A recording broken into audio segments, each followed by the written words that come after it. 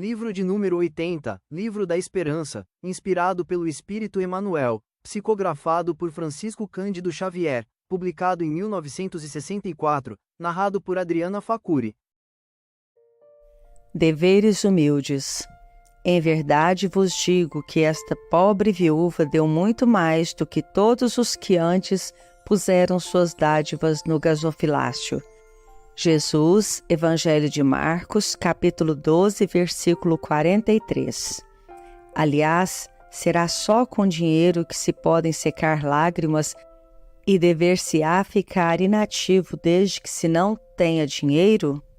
Todo aquele que sinceramente deseja ser útil a seus irmãos, 1000 ocasiões encontrará de realizar o seu desejo.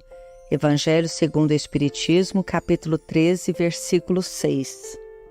Abracemos felizes as atividades obscuras que a vida nos reserve. Grande é o sol que sustenta os mundos e grande é a semente que nutre os homens. Engenheiros planificam a estrada, consultando livros preciosos no gabinete, e a breve tempo larga avenida pode surgir da selva. Entretanto, para que a realização apareça, tarefeiros abnegados removem estorvos do solo que transpiram no calçamento. Urbanistas esboçam a planta de enorme edifício, alinhando tragos nobres ante a mesa tranquila, e é possível que arranha-céu se levante pressuroso, acolhendo com segurança numerosas pessoas. Todavia, a fim de que a obra se erga, esfalfam-se lidadores suarentos na garantia dos alicerces. Técnicos avançados estruturam as máquinas que exaltam a indústria e com elas é provável se eleve o índice da evolução de povos inteiros.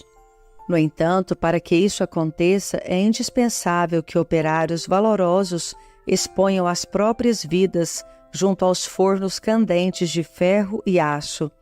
Negociantes de proa regimentam os produtos da terra e por eles conseguem formar a economia e o sustento de grandes comunidades, mas semelhante vitória comercial exige que anônimos semeadores chafurdem as mãos no limo da gleba. Não perguntes quem sou eu, nem digas nada valho. Honremos o serviço que invariavelmente nos honra, guardando-lhe fidelidade e ofertando-lhe as nossas melhores forças, ainda mesmo quando se expresse através de ocupação supostamente esquecida na retaguarda. Nos princípios que regem o universo, todo trabalho construtivo é respeitável. Repara esse dispositivo da lei divina funcionando em ti próprio. Caminhas e pensas de cabeça içada à glória do firmamento, contudo, por ti mesmo, não avançarás para a frente sem a humildade dos pés.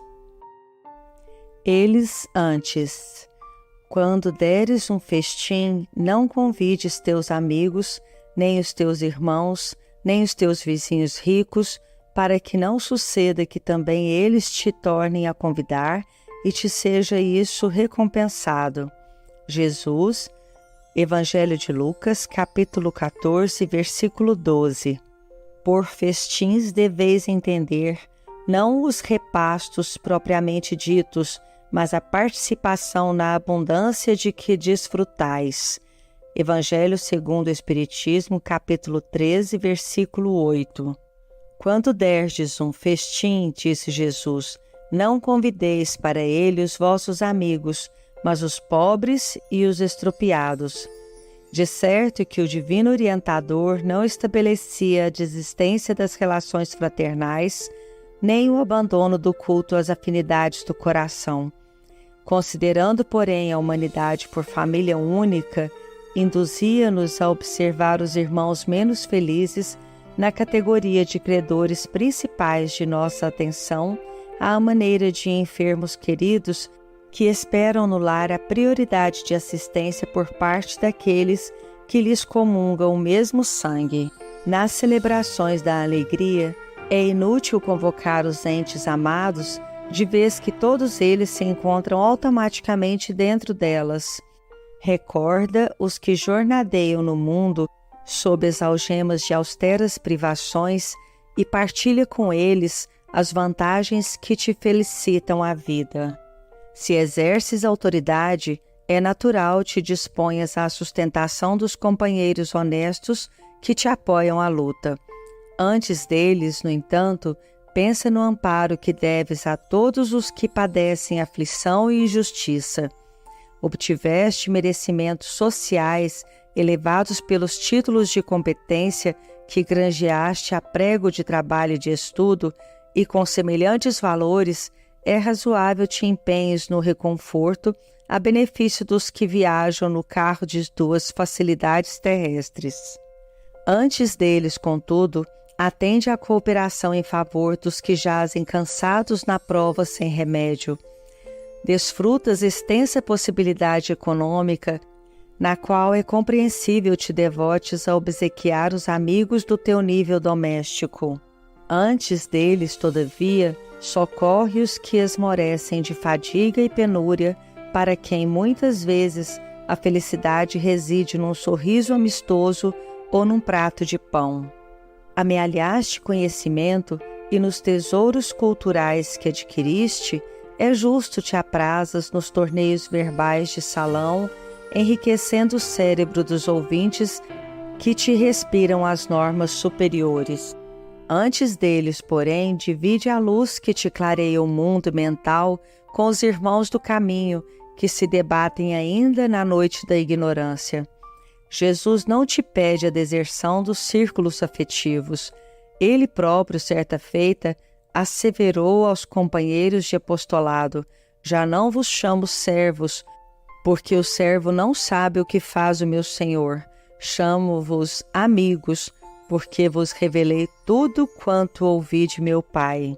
Com os amigos, entretanto, consagrou-se primeiramente a aliviar a carga de todos os sofredores, como a dizer-nos que todos podemos cultivar afeições preciosas que nos alentem as energias, mas à frente dos que choram nos transes de dolorosas necessidades, é preciso adotar a legenda eles antes. Na hora da assistência.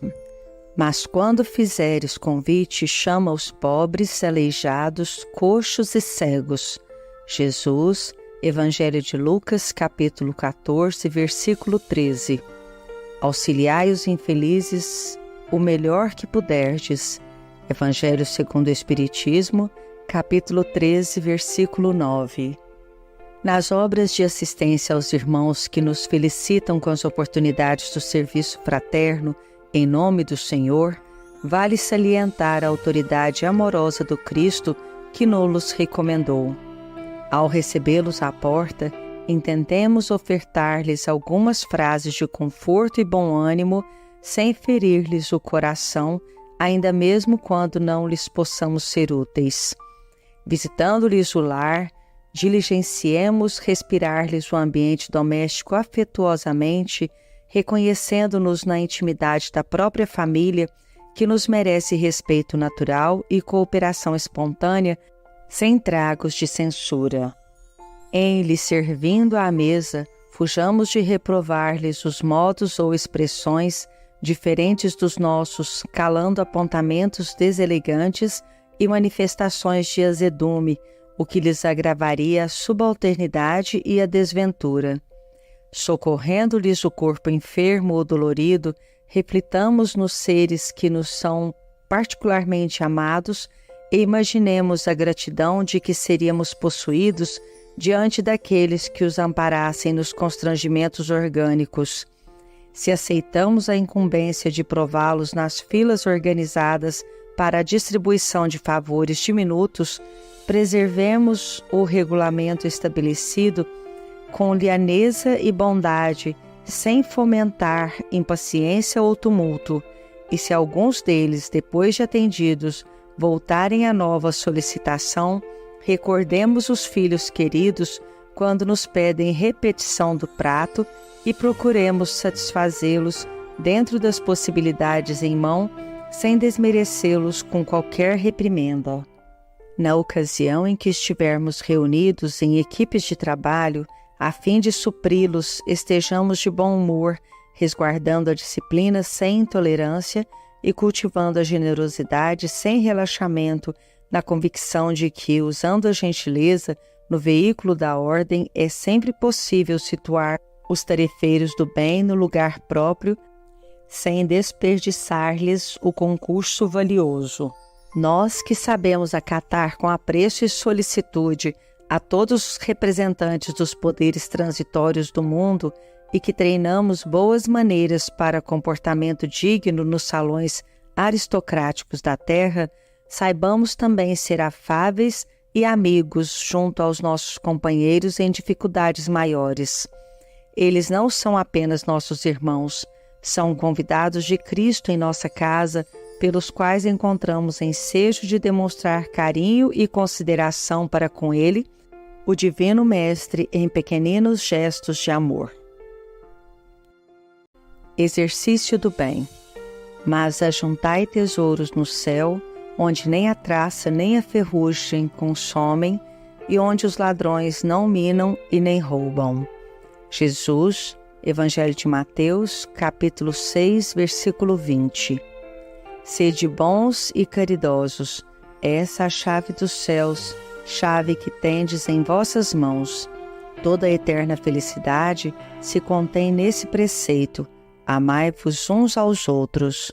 Evangelho segundo o Espiritismo, capítulo 13, versículo 12. Comumente inventamos toda espécie de pretextos para recusar os deveres que nos constrangem ao exercício do bem. Amolentados no reconforto e instalados egoisticamente em vantagens pessoais, no imediatismo do mundo, não ignoramos que é preciso agir e servir na solidariedade humana. Todavia, derramamos desculpas a rodo, escondendo teimosia e mascarando deserção. Confessamo-nos incompetentes, alegamos cansaço, afirmamo-nos sem tempo, declaramo-nos enfermos, destacamos a necessidade da vigilância na contenção do vício, reclamamos cooperação.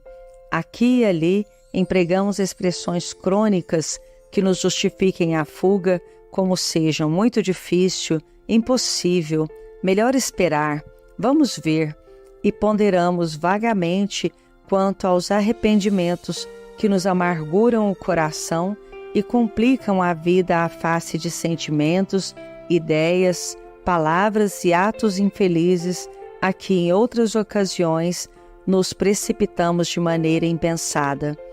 Na maioria das vezes, para o bem, exigimos o atendimento a preceitos e cálculos, enquanto que para o mal, apenas de raro em raro, imaginamos consequências. Entretanto, o conhecimento do bem, para que o bem se realize, é de tamanha importância que o apóstolo Tiago afirma no versículo 17 do capítulo 4 de sua carta no Evangelho: todo aquele que sabe fazer o bem e não o fez, comete falta. E 19 séculos depois dele, os instrutores desencarnados que supervisionaram a obra de Allan Kardec desenvolveram o ensinamento ainda mais, explicando na questão 642 de O Livro dos Espíritos: cumpre ao homem fazer o bem no limite das suas forças, porquanto responderá pelo mal que resulte de não haver praticado o bem. O Espiritismo, dessa forma, definindo-se não apenas como sendo a religião da verdade e do amor, mas também da justiça e da responsabilidade, vem esclarecer-nos que responderemos não só pelo mal que houvermos feito, mas igualmente pelo mal que decorra do nosso comodismo em não praticando o bem que nos cabe fazer. Credores no lar, honrai vosso pai e vossa mãe. Jesus, Evangelho de Mateus, capítulo 19, versículo 19. Honrar a seu pai e sua mãe não consiste apenas em respeitá-los, é também assisti-los na necessidade, é proporcionar-lhe repouso na velhice, é cercá-los de cuidados como eles fizeram conosco na infância. Evangelho segundo o Espiritismo, capítulo 14, versículo 3. No devotamento dos pais, todos os filhos são joias de luz. Entretanto, para que compreendas certos antagonismos que te afligem no lar, é preciso saibas que entre os filhos companheiros que te apoiam a alma, surgem os filhos credores, alcançando-te a vida por instrutores de feição diferente.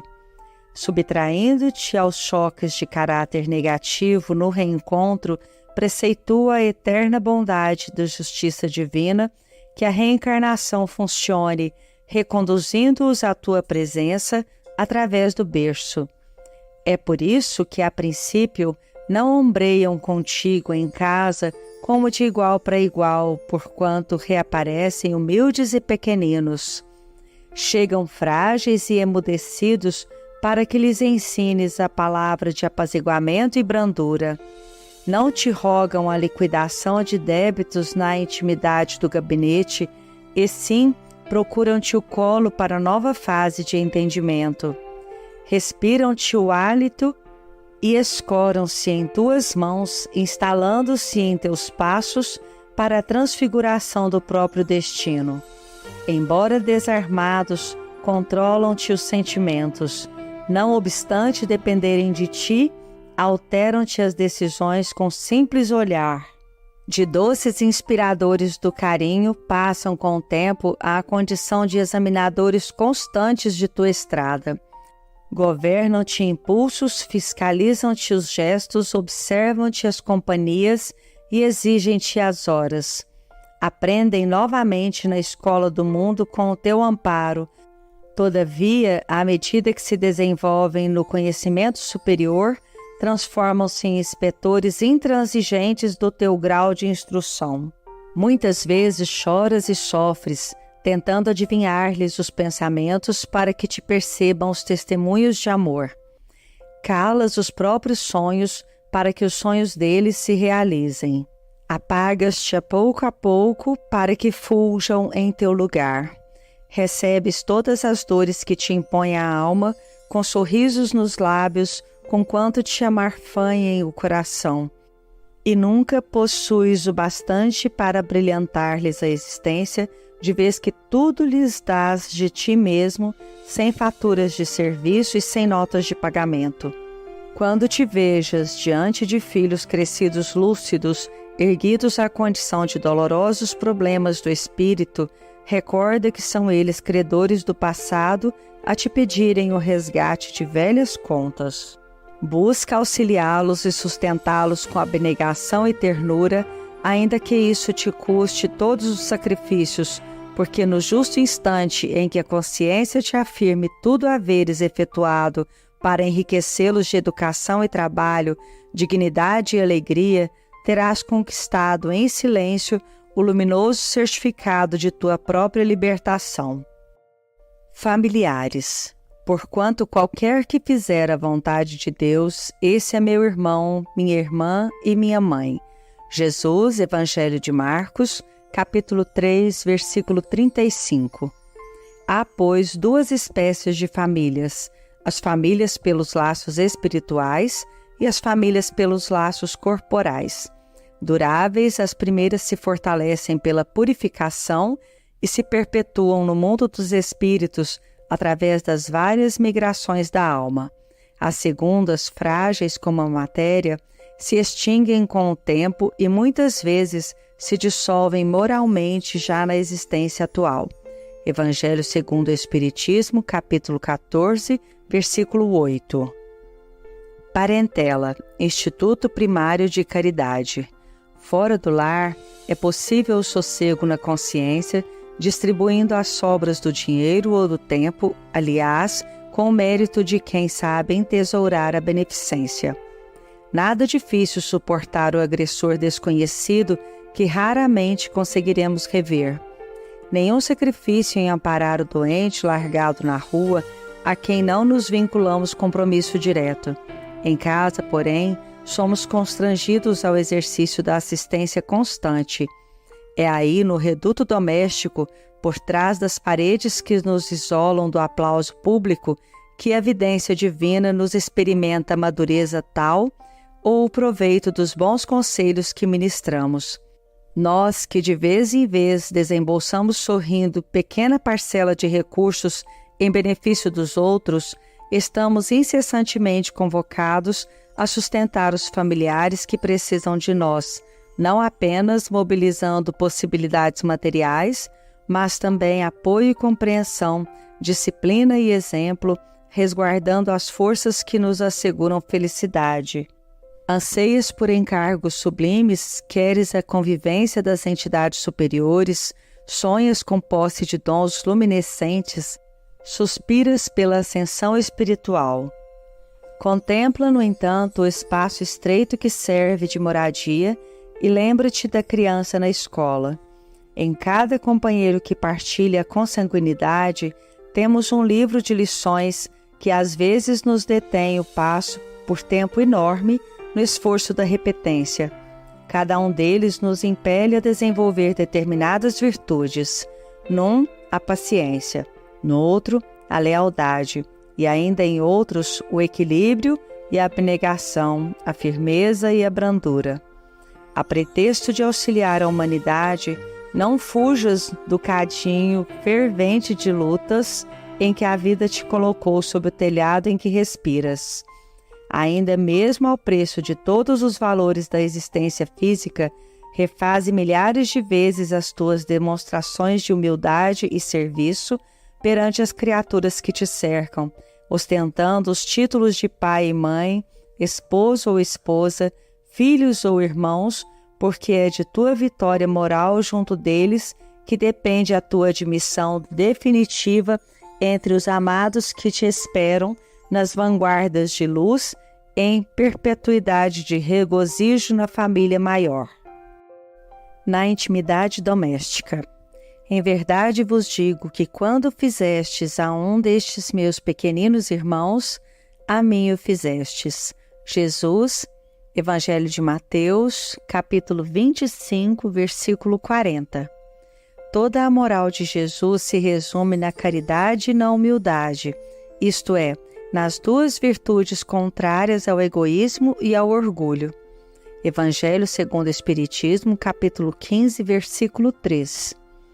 A história do bom samaritano, repetidamente estudada, oferece conclusões sempre novas. O viajante compassivo encontra o ferido anônimo na estrada. Não hesita em auxiliá-lo.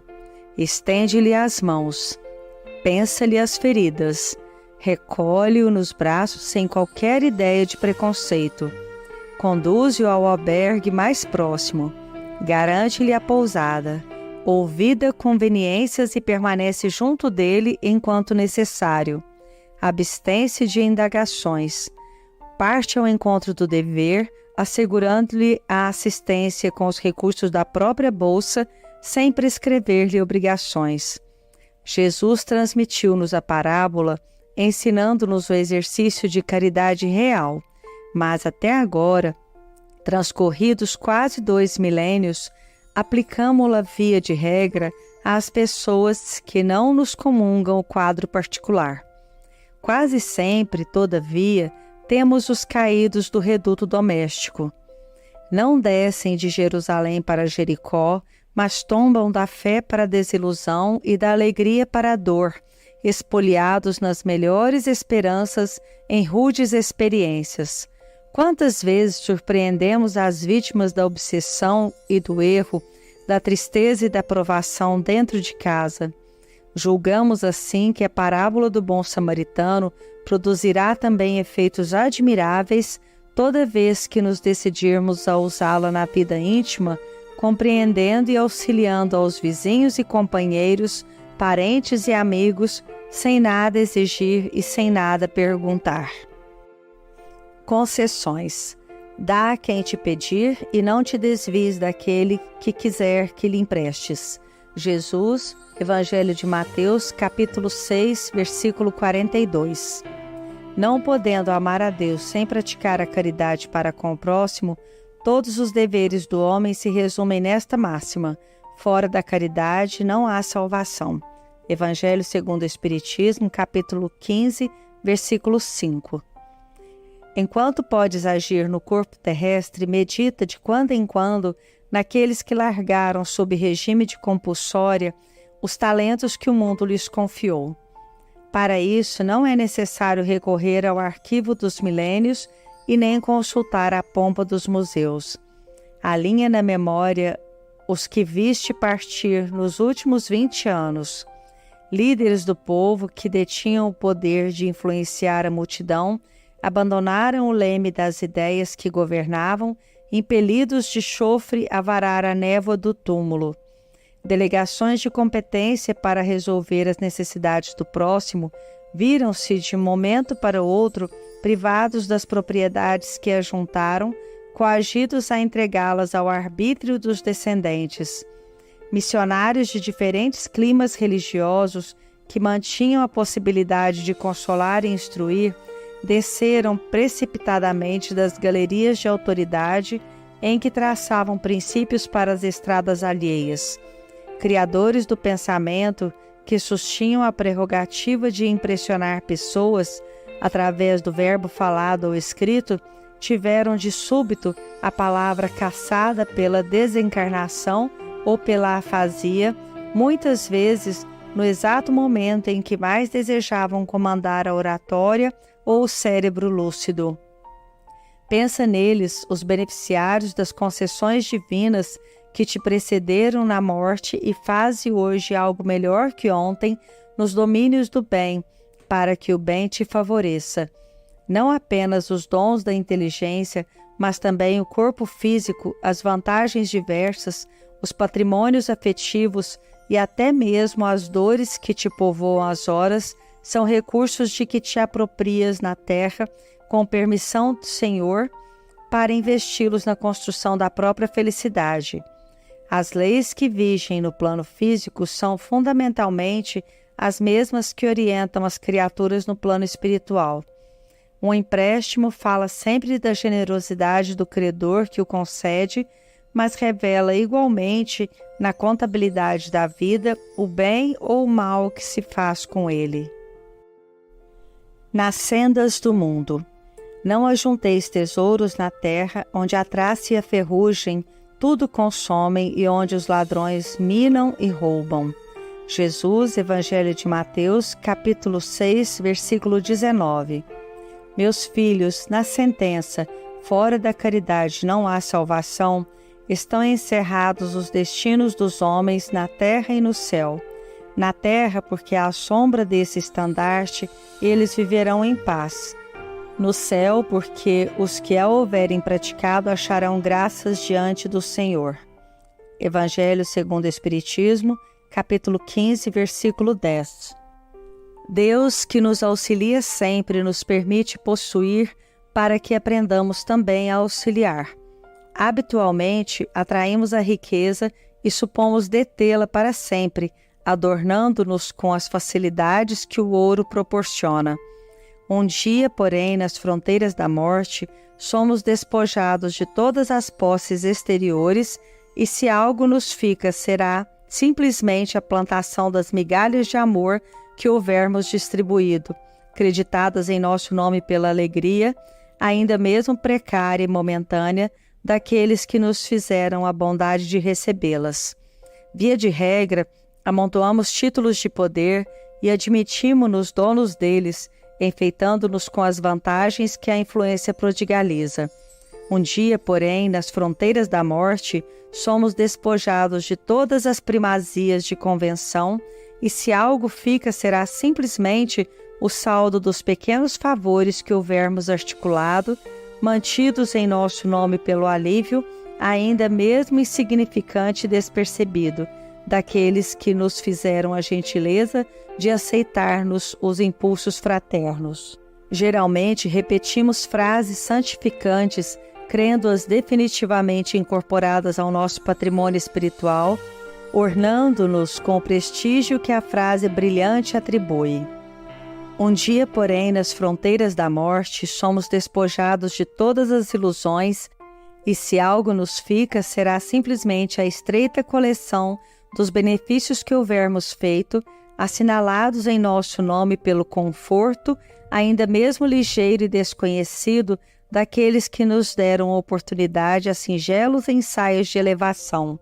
Serve onde estiveres e como puderes nos moldes da consciência tranquila.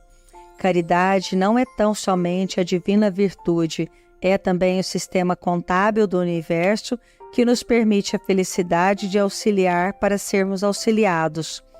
Um dia, nas alfândegas da morte, toda a bagagem daquilo de que não necessites ser-te-á confiscada. Entretanto, as leis divinas determinarão recolhas com avultados juros de alegria tudo o que destes do que és, do que fazes, do que sabes e do que tens em socorro dos outros, transfigurando-te as concessões em valores eternos da alma que te assegurarão amplos recursos aquisitivos no plano espiritual. Não digas assim que a propriedade não existe ou que não vale dispor disso ou daquilo. Em verdade, devemos a Deus tudo o que temos, mas possuímos o que damos. Emprego de riquezas. Acautelai-vos e guardai-vos da avareza, porque a vida de alguém não consiste da abundância daquilo que possui. Jesus, Evangelho de Lucas, capítulo 12, versículo 15.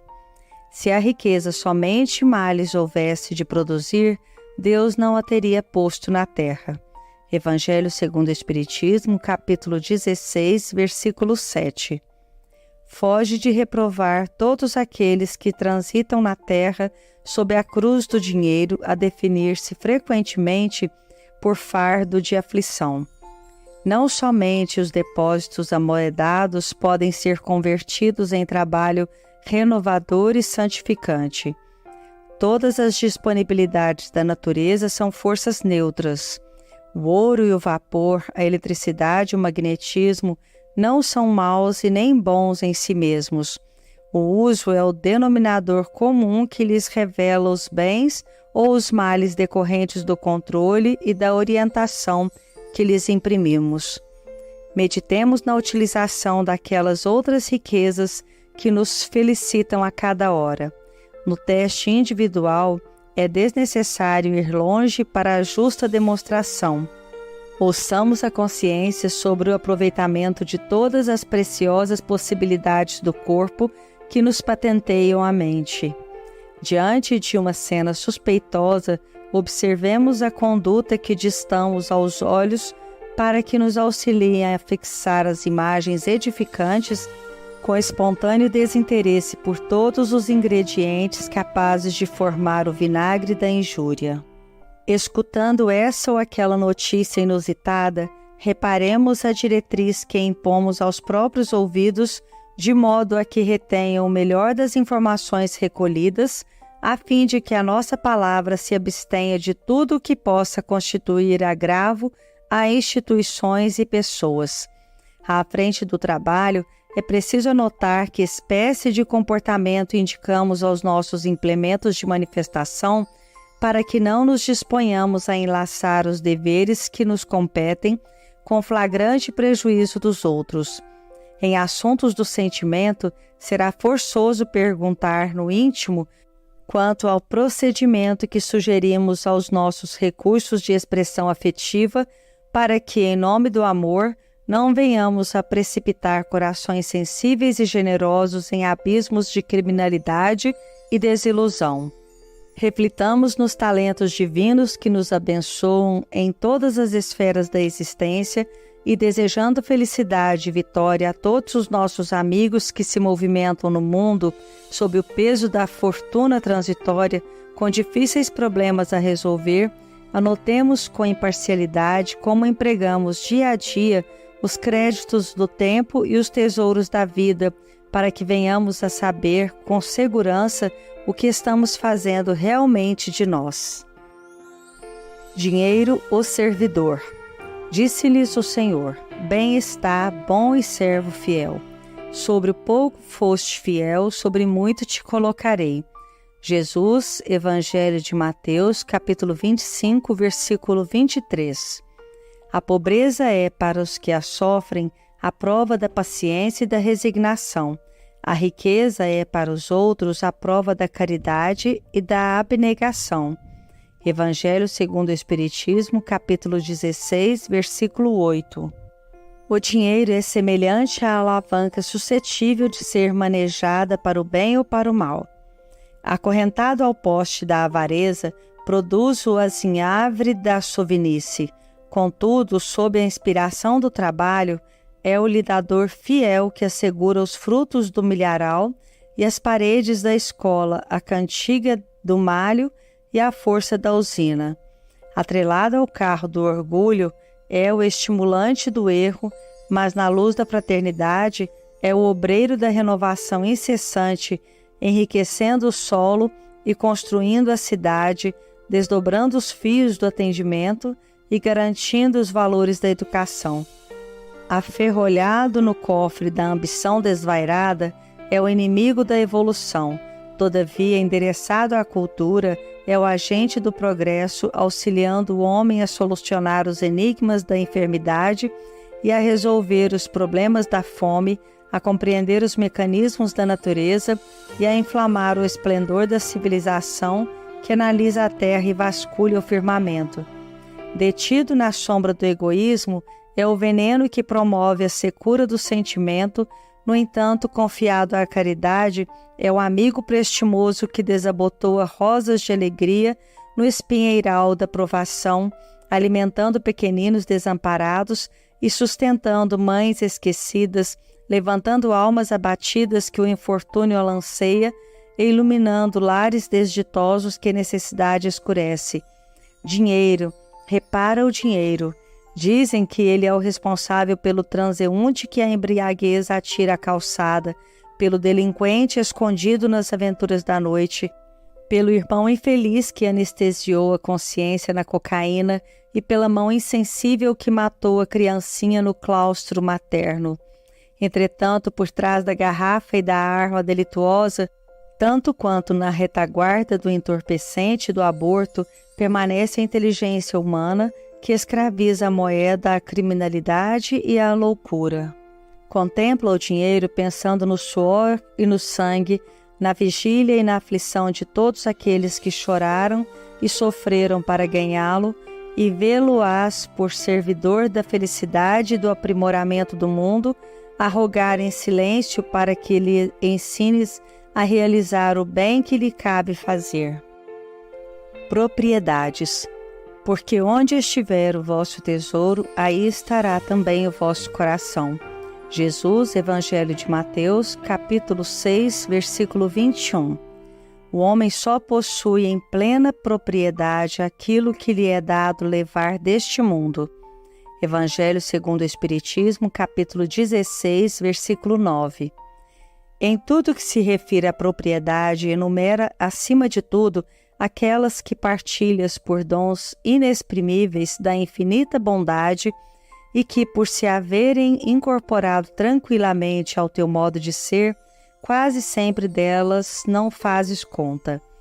Diariamente recolhes com absoluta indiferença as cintilações da coroa solar a se derramarem por forças divinas no regaço da terra, transfigurando-se em calor e pão. No entanto, basta pequeno rebanho de nuvens na atmosfera para que te revoltes contra o frio.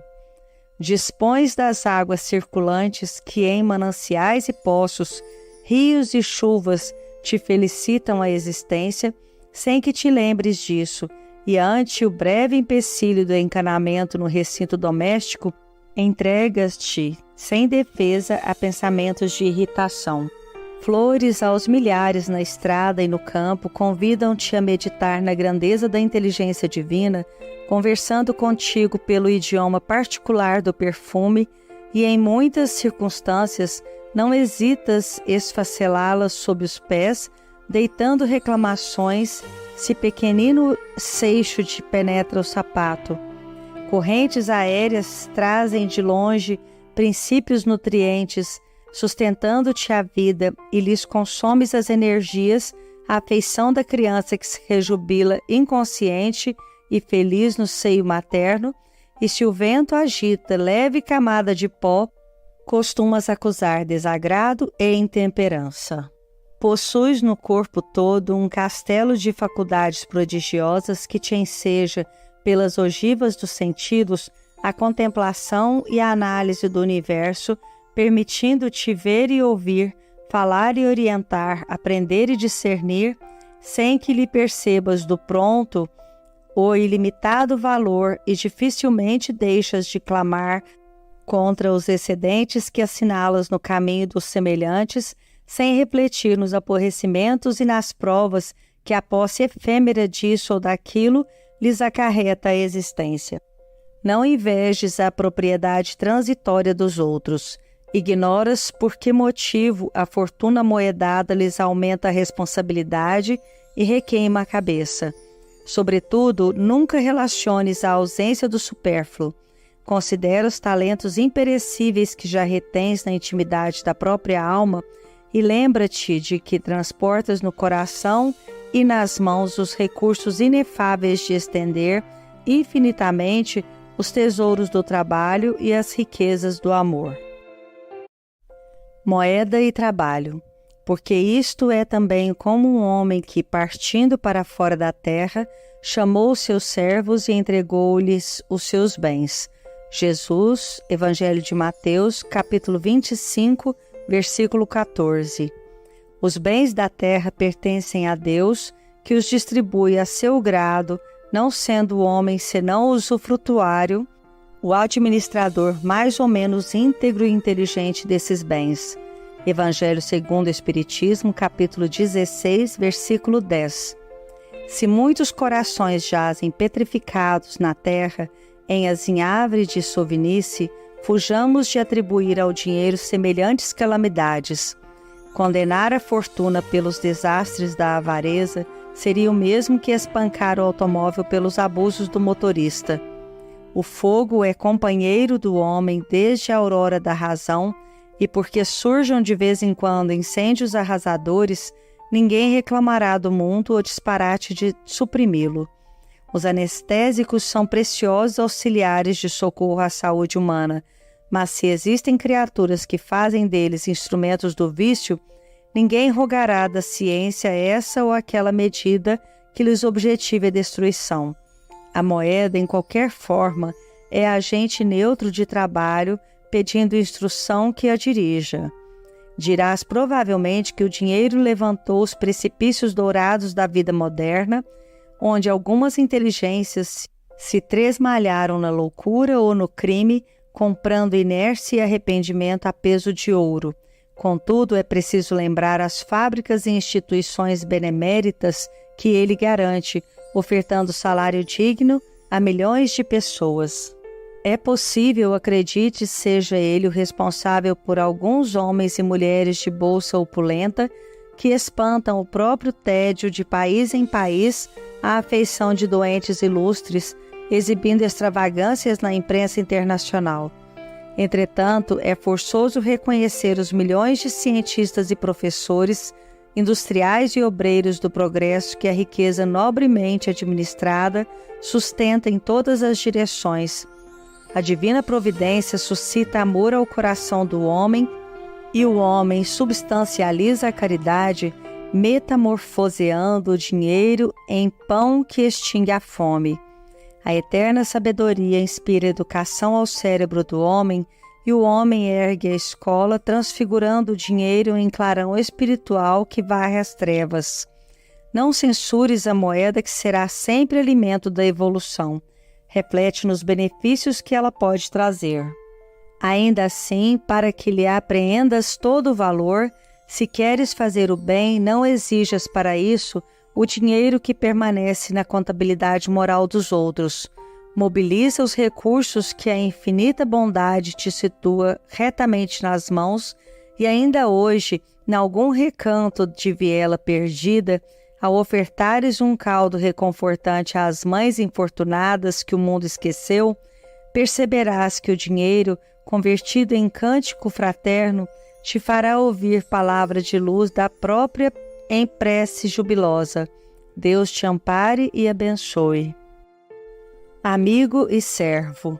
Ninguém pode servir a dois senhores. Jesus, Evangelho de Mateus, capítulo 6, versículo 24. Difunde em torno de ti, com socorros materiais, o amor de Deus, o amor do trabalho e o amor do próximo. Coloca tuas riquezas sobre uma base que nunca lhes faltará e que te trará grandes lucros, a das boas obras. Evangelho segundo o Espiritismo, capítulo 16, versículo 11. Consulta o dinheiro que encostaste por disponível e analisa-lhe a história por um instante. É provável tenha passado pelos suplícios ocultos de um homem doente que se empenhou a gastá-lo em medidas que não lhe aplacaram os sofrimentos. Terá rolado em telheiros onde mães desvalidas lhe disputaram a posse nos encargos de servidão. Na rua, foi visto por crianças menos felizes que o desejaram em vão, pensando no estômago dolorido. E conquistado, talvez por magro lavrador, nas fadigas do campo, visitou-lhe apressadamente a casa, sem resolver-lhe os problemas. Entretanto, não teve o longo itinerário somente nisso. Certamente foi compelido a escorar o ócio das pessoas inexperientes que desertaram da atividade, descendo aos sorvedouros da obsessão. Custeou o artifício que impeliu alguém para a voragem de terríveis enganos. Gratificou os entorpecentes que aniquilam existências preciosas e remunerou o álcool que anestesia consciências respeitáveis, internando-as no crime. Que farias de um lidador prestimoso que te batesse à porta solicitando emprego digno, e de um cooperador humilhado por alheios abusos que te rogasse conselho a fim de reajustar-se a servir? O dinheiro de sobra que nada tem a ver com tuas necessidades reais é esse colaborador que te procura pedindo orientação. Não lhe congeles as possibilidades no frio da avareza, nem lhe escondas energias no labirinto do monopólio. Acata-lhe a força e enobrece-lhe os movimentos na esfera de obrigações que o mundo te assinalou. Hoje mesmo ele pode obter com teu patrocínio a autoridade moral do trabalho para o companheiro, impropriamente julgado inútil. O revigoramento do lar que a privação asfixia, o livro edificante que clareia as trilhas dos que se transviam sem apoio espiritual, o alento aos enfermos desprotegidos, ou a tranquilidade para irmãos atenazados pelos aguilhões da penúria que frequentemente lhes impõem o desequilíbrio ou a morte, antes mesmo de serem amparados no giro da mendicância. Dinheiro de sobra é o amigo e servo que a divina providência te envia para substituir-te a presença onde as tuas mãos muitas vezes não conseguiu chegar. Sim, é possível que amanhã outras criaturas venham a escravizá-lo sob intenções inferiores, mas ninguém apagará o clarão que acendeste com ele para a felicidade do próximo, porque, segundo as leis inderrogáveis que governam a vida, o bem que fizeste aos outros a ti mesmo fizeste. Bênção de Deus. Assim toda árvore boa produz bons frutos. Jesus, Evangelho de Mateus, capítulo 7, versículo 17. Venho, meus irmãos e meus amigos, trazer-vos o meu óbolo, a fim de vos ajudar a avançar desassombradamente pela senda do aperfeiçoamento em que entrastes. Nós nos devemos uns aos outros, somente pela união sincera e fraternal entre os espíritos e os encarnados será possível a regeneração. Evangelho segundo o Espiritismo, capítulo 16, versículo 14. Muitas vezes criticamos o dinheiro, malsinando-lhe a existência. No entanto, é lícito observá-lo através da justiça. O dinheiro não compra a harmonia, contudo, nas mãos da caridade, restaura o equilíbrio do pai de família onerado em dívidas escabrosas. Não compra o sol, mas nas mãos da caridade obtém o cobertor destinado a aquecer o corpo enregelado dos que tremem de frio. Não compra a saúde, entretanto, nas mãos da caridade, assegura proteção ao enfermo desamparado. Não compra a visão, todavia, nas mãos da caridade, oferece óculos aos olhos deficientes do trabalhador de parcos recursos. Não compra a euforia, contudo, nas mãos da caridade, improvisa a refeição devida aos companheiros que enlanguecem de fome. Não compra a luz espiritual, mas nas mãos da caridade propaga a página edificante que reajusta o pensamento a tresmalhar-se nas sombras. Não compra a fé, entretanto, nas mãos da caridade, ergue a esperança junto de corações tombados em sofrimento e penúria. Não compra a alegria, no entanto, nas mãos da caridade, garante a consolação para aqueles que choram, suspirando por migalha de reconforto. Dinheiro em si e por si é moeda seca ou papel insensível, que, nas garras da sovinícia ou da crueldade, é capaz de criar um infortúnio ou acobertar o vício. Mas o dinheiro do trabalho e da honestidade, da paz e da beneficência, que pode ser acreditado no banco da consciência tranquila, toda vez que surja unido ao serviço e à caridade, será sempre bênção de Deus fazendo prodígios. Dinheiro e serviço. Não é a vida mais do que o mantimento e o corpo mais do que o vestido? Jesus, Evangelho de Mateus, capítulo 6, versículo 25. Não vos julgueis com o direito de dispor em vosso exclusivo proveito daquilo que recebestes não por doação, mas simplesmente como empréstimo. Se não sabeis restituir, não tendes o direito de pedir. E lembrai-vos de que aquele que dá aos necessitados salda a dívida que contraiu para com Deus. Evangelho segundo o Espiritismo, capítulo 16, versículo 14. Não digas que o dinheiro é a causa dos males que atormentam a terra. Se contemplas o firmamento, aceitando a sabedoria infinita que plasmou a grandeza cósmica, e se te inclinas para a flor do valado, crendo que a infinita bondade nola ofertou, não ignoras que a providência divina criou também o dinheiro de que dispões. Basta ligeiro olhar no campo do mundo para que entendas a moeda por seiva da atividade, sustentando reconforto e educação, segurança e beneficência. O pão extingue a fome, o dinheiro ajuda a produzi-lo, o livro espanca as trevas de espírito, o dinheiro protege-lhe a expansão, a veste agasalha o corpo, o dinheiro auxilia a entretecê-la. A casa abriga, o dinheiro apoia-lhe a construção. O remédio socorre, o dinheiro incentiva-lhe o preparo, a caridade suprime a penúria, o dinheiro assegura-lhe as manifestações. Dinheiro na estrutura social é comparável ao sangue no mundo orgânico, circulando garante a vida e parando acelera a morte.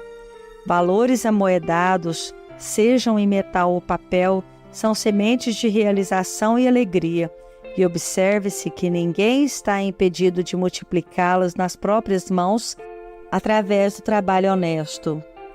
É por isso que a doutrina espírita nos ensina a encontrar no dinheiro um agente valioso e neutro a pedir-nos emprego e direção.